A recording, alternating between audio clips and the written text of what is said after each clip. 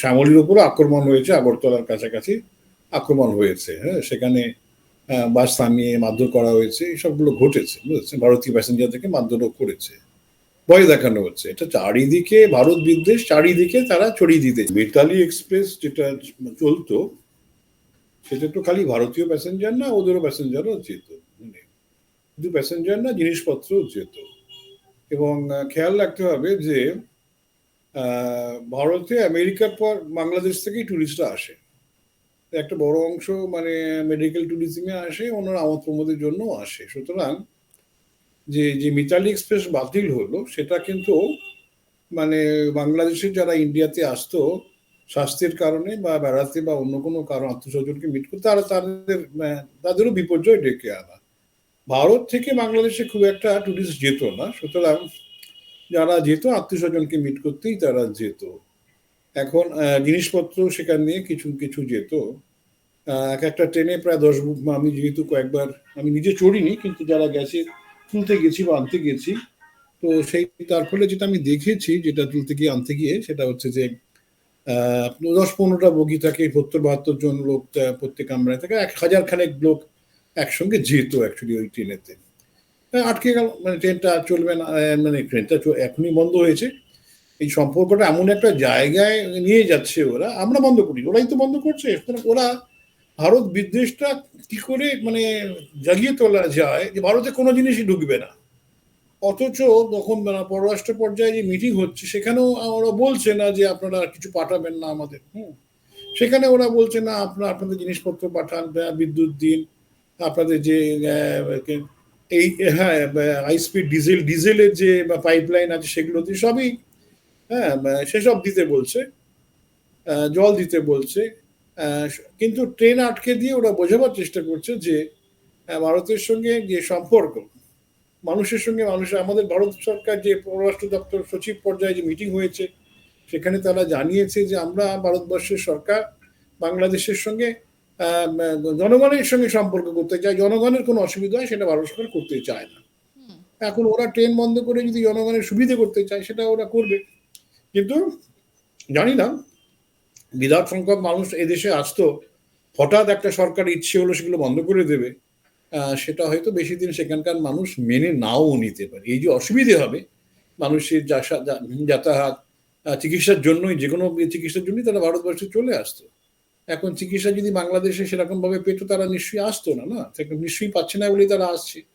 এখন তাদেরকে হয়তো চিকিৎসা যদি না দিতে পারে, এবং হট করে তাদেরকে তো আর সেই থাইল্যান্ড, মালয়েশিয়া বা চীন যাওয়া সম্ভব না, অনেক ব্যয়বহুল। সুতরাং তাদের যখন দেখবে যে অসুবিধে হচ্ছে, তারাই বিক্ষোভ করবে। শুধুমাত্র তো মৈত্রী এক্সপ্রেস বা মিতালি এক্সপ্রেস নয়, দুটো বাসও চলে পার্ক স্ট্রিট থেকে, আপনি নিশ্চয়ই জানেন। একটা শ্যামলী আর একটা হচ্ছে সৌহার্দ্য। শ্যামলীটা হচ্ছে বাংলাদেশে যায়, আর সৌহার্দ্য যেটা বাংলাদেশ থেকে ভারতে আসে। গত কয়েকদিনে আমরা দেখতে পাচ্ছি যে যারা বাংলাদেশ থেকে ট্রিটমেন্ট করাতে আসেন তারাও আসতে পারছেন না, এরকম খবরও আমাদের কাছে এসেছে যে অনেকের ওষুধ ফুরিয়ে গিয়েছেন, কিন্তু তারপরও তারা কিছুতেই ভারতে আসতে পারছেন না, কারণ একটা সমস্যা তো রয়েছে, এবং এখানে ট্রিটমেন্ট করানো নিয়েও একটা সমস্যার মধ্যে তারা পড়তে পারেন, এইরকম একটা দোলাচলে সেখানকার মানুষগুলো রয়েছেন। তাহলে কি এই যে ট্রেন বন্ধ করে দেওয়া, কালকে যদি সৌহার্দ্য বা শ্যামলীর ওপরও একই রকমভাবে কোপ পড়ে, তাহলে তো এটা পরিষ্কার ঘোষণা করে দেওয়া যে তাহলে ইন্ডিয়া চিরশত্রু। হ্যাঁ, দেখুন, ব্যাপারটা হচ্ছে শ্যামলীর উপর আক্রমণ হয়েছে, আগরতলার কাছাকাছি আক্রমণ হয়েছে, হ্যাঁ, সেখানে বাস থামিয়ে মারধর করা হয়েছে, এসবগুলো ঘটেছে, বুঝেছেন, ভারতীয় প্যাসেঞ্জারদেরকে মারধরও করেছে, ভয় দেখানো হচ্ছে। এটা চারিদিকে ভারত বিদ্বেষ, চারিদিকে তারা ছড়িয়ে দিতে স্যার, চাইছে। কোথাও কি দুটো ঘটনায় মিল পাচ্ছেন? একটা ঘটনা যখন প্রধানমন্ত্রী ছিলেন অটল বিহারী বাজপেয়ী, তিনি একটা বাস চালিয়েছিলেন লাহোর পর্যন্ত, কিন্তু তারপরে আমরা দেখেছিলাম যে কার্গিল অ্যাটাকের ঘটনা ঘটেছিল ঠিক 11 দিন পর। সোমবার দিন 2 সচিব পর্যায়ের বৈঠক হলো ঢাকায়, তারপরেই মিতালি এক্সপ্রেস বন্ধ করে দেওয়া হলো। হ্যাঁ, দেখুন, মানে পরিষ্কার ব্যাপারটা হচ্ছে যে ওরা আমাদের সঙ্গে যে সমস্ত সরকারের প্রয়োজন আছে, মানে আমি পাকিস্তান ইস্যুটা একটু আলাদা বলে সেটা এখন এখানে টানছি না, কিন্তু বাংলাদেশ জানে যে ভারত থেকে যদি আর্থিক যে সমস্ত আমাদের যে আদান প্রদান ঘটে, মানে জিনিসপত্রের, সেগুলো বন্ধ হয়ে গেলে এই অর্থনীতি অনেকটাই দুর্বল হয়ে পড়বে। এটা সত্যি যে এই নয় যে আমাদের কাছ থেকে না কিনলে অন্য কোথাও কিনতে পারবে না। আলু, পেঁয়াজ, ডিম, ওষুধ, এগুলো ভারত মেনলি সাপ্লাই করে, যেগুলো নিত্য প্রয়োজনীয় সবার কাজে লাগে। এখন এগুলো যদি ভারত থেকে না আসে, অন্য দেশ থেকে আনতে গেলে অনেক খরচা পড়বে, সময় লাগবে। সুতরাং যে জিনিসটার দাম ছিল নিঃসন্দেহে সেটা 15 থেকে 20% কি 25% বেড়ে যাবে, এটা তো কোনো সন্দেহ নেই। অলরেডি সেখানে একটা বিরাট ইনফ্লেশন চলছে।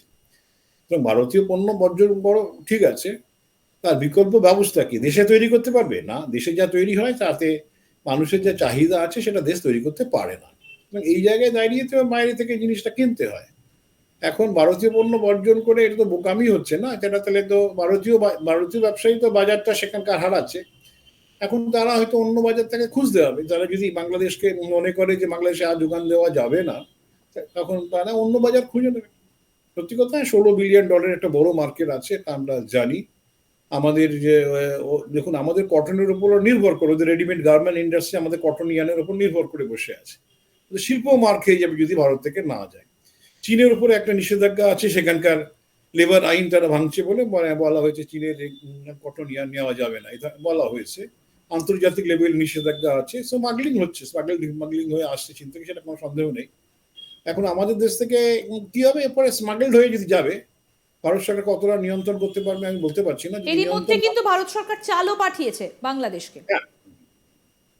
আমরা তো বলেছি আমরা তো কোনো ধরনেরই মানুষের ক্ষতি হয় কোনো কাজ করবো না। হ্যাঁ, পিপল সেন্ট্রিক আমাদের ফরেন পলিসি, মানে মানুষের উপরে আস্থা রেখে মানুষকে, হ্যাঁ, কি করে স্বাচ্ছন্দ্যে রাখা যায়, দু দেশের মানুষের মধ্যে সম্পর্ক ভালো থাকে, সেটাই লক্ষ্য। সুতরাং ভারত সরকারের যে ঘোষিত বিবৃতি, ভারত তার কাজে কর্মে তার বিরোধিতা করতে চাইছে না। কিন্তু তবে যখন ওপার থেকে বন্ধুত্বের হাতটা একেবারে সরিয়ে দেওয়া হলো, ট্রেন বন্ধ করে দেওয়া হচ্ছে, এত কিছু করা হচ্ছে, এতটা বিদ্বেষমূলক মন্তব্য আসছে, উস্কানিমূলক মন্তব্য আসছে, তখন ভারত কেন এতটা সহনশীলতা দেখাচ্ছে? একটা কড়া বিবৃতিও তো এখনো পর্যন্ত ভারত সরকারের তরফ থেকে জারি হলো না।